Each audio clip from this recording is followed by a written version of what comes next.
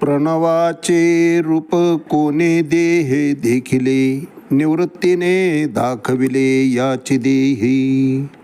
मकार सकार हकार तुर्याउन्मनी भेद, अभेदुने भेद केले मज. ज्ञानदेव म्हणे प्रणवाची खोली, अक्षरेची बोली देह सार. माऊली ज्ञानेश्वर महाराज की जय. एक तरी ओवी अनुभवावी या ज्ञानयज्ञात आपण श्रीमद भगवद्गीता अध्याय 8 अक्षर ब्रह्मयोग यातला श्लोक क्रमांक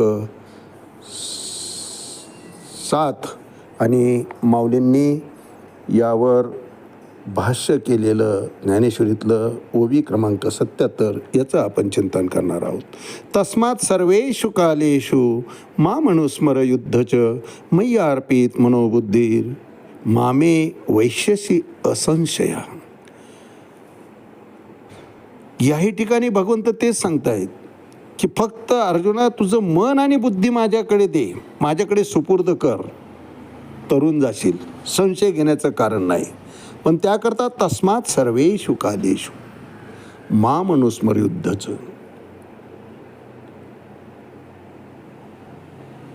भगवंत सांगतात अर्जुना तू सदैव माझे म्हणजे या कृष्ण रूपाचं स्मरण करीत राहा आणि त्याचबरोबर तुला आपल्या युद्धरूपी स्वधर्माचेही आचरण केलं पाहिजे. भगवंताचं नामस्मरण करत असताना कर्माचं कर्तव्याचा विसर पडता कामा नये महाराज. निमित्त नामस्मरणाचं करून आम्ही जर कर्तव्यापासून दूर जात असो तर तेही कामाचं नाही. कर्तव्य स्वधर्माचं पालन हे व्हायलाच पाहिजे. अर्जुन क्षत्रिय आहे, क्षत्रियाचं कर्तव्य त्यानं पार पाडायलाच पाहिजे. कर्मण्येवाधिकार असते, पण कसं मा फलेषु कदाचन. कर्म करायचं आहे, फळाची अपेक्षा न ठेवता निष्काम भावनेनं जेव्हा आम्ही कर्म करतो त्यावेळेस ते कर्म राहत नाही महाराज, तोच धर्म होऊन बसतो. या ठिकाणी अर्जुनाला स्पष्ट शब्दात भगवंत सांगतायत की तस्मात् सर्वेषु कालेषु. का? कारण कोणता क्षण हा अंतिम क्षण असेल सांगता येत नाही. म्हणून अर्जुना तू स्वधर्माचं पालन कर, कर्तव्य कर आणि तुझी सर्व कर्मे मला अर्पण केल्याने त्या कर्मापासून निर्माण होणारं कर्मफळही तू माझ्या ठिकाणी अर्पण करून टाक आणि तुझ्या मनाला आणि बुद्धीला माझ्या ठिकाणी स्थिर ठेव. असं केल्यानं काय होईल की चुकीच्या मार्गाला तू जाणारच नाही. माझ्या ठिकाणी बुद्धी आणि मन आल्यानंतर सत्व विचारामध्येच वाढ होत राहील आणि सत्वगुण जेव्हा वाढीला लागतो त्यावेळेच सत्संग संतसंग गोड वाटायला लागतो. नाहीतर परमार्थ हा विषय गोड वाटतच नाही महाराज आणि मन परमार्थाच्या ठिकाणी स्थिर होतच नाही. चंचलम ही मना कृष्णा प्रमाधी बलवदृढम तस्याम निग्रमन्ये वायुरीव सुदुष्करम. अर्जुन भगवंताला म्हणतायत की अर्जुना भगवंता तू मला मय्यार्पित मनोबुद्धीर म्हणतोय, पण मन तुझ्या ठिकाणी स्थिर व्हायला इतकं सहजपणे तयार होईल का? कारण ते चंचल आहे. चंचलम ही मना कृष्णा, मनाचा स्वभाव आहे चंचलतेचा. ते आता इथं आहे तर क्षणात कुठं जाईल सांगता येत नाही महाराज. आणि त्याचा वेग प्रकाशापेक्षाही ध्वनीपेक्षाही वेगळा आहे. अहो आम्ही फक्त परराष्ट्रात जाऊन आलेलो असावं, हजारो किलोमीटरवर असलेलं अमेरिका, तिथं आम्ही जर जाऊन आलेलो असेल तर सहज त्या संदर्भीय विषय निघाला की क्षणात विलंब न लागता आम्ही त्या ठिकाणी जाऊन पोचतो महाराज. त्या ठिकाणचं संपूर्ण चित्र आमच्या समोर येतं. तितक्या वेगानं तिथं ध्वनीसुद्धा जाऊ शकत नाही किंवा प्रकाशसुद्धा तिथपर्यंत जाऊ शकत नाही. त्याहीपेक्षा जास्त वेग मनाचा आहे महाराज. म्हणून अर्जुन म्हणतो की हे अवघड आहे देवा लावणं. आणि भगवंतही त्याला पुष्टी जोडतात की असंशयम महाबाहो मनोदुर्निग्रहम चलम अभ्यासेन तू कौंतय्य वैराग्येन च गृह्यति.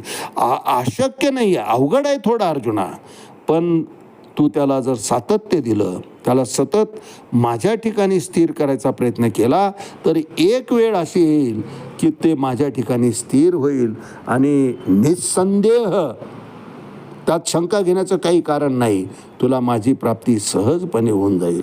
भगवंताने अर्जुनाला केलेला हा उपदेश सांसारिक कर्म करण्यात गळून गेलेल्या सर्व लोकांसाठी आहे महाराज. अर्जुन फक्त निमित्त आहे आणि हा अत्यंत महत्त्वाचा संदेश आहे. फक्त कर्त्याच्या भूमिकेत आपण राहू नये. यश मिळालं की मी केलं आणि अपयश मिळालं की भगवंताने केलं, ही वृत्ती आमची जायला पाहिजे. जे काही करताय ते सगळं भगवंत करतोय. आपण फक्त नेमस्थ आहोत, विश्वस्त आहोत असं समजायचं. विश्वस्ताचं जसं त्या ट्रस्टमधलं काहीही त्याच्या मालकीचं नसतं. असायला मालक आहे पण मालकीचं काहीच नाही. अगदी त्या पद्धतीने आम्हाला जगता आलं पाहिजे. आणि हे कळतं, जो अध्यात्मामध्ये प्रगत होत जातो त्याला या सगळ्या गोष्टींची जाणीव होते. यावर भाष्य करताना माऊली 77 क्रमांकाच्या म्हणतात, ते आत बाहेरी आगवे मीच करुणी घालावे, मग सवी काळी स्वभावे मीच आहे. त्याला संपूर्ण क्षणाक्षणाला फक्त माझ्याच सान्निध्यात मन आणि बुद्धी राहिलं, सर्व इंद्रियामध्ये जर माझाच विषय राहिला, तर या पद्धतीनं ते आत बाहेरी आगवे मीच करोनी घालावे, मग सवी काळी स्वभावे मीच आहे. अर्थात या रीतीनं सर्व व्यवहार आत बाहेर मीच, म्हणजे मद्रूपच करून घाल अर्जुना. असं केल्यानं काय होईल? मग सर्वत्र सर्व काळी मीच परमात्मा आहे, मीच सर्वे सर्व आहे, माझ्याच सत्यानं हे सगळं चालतं याची तुला प्रचिती येईल.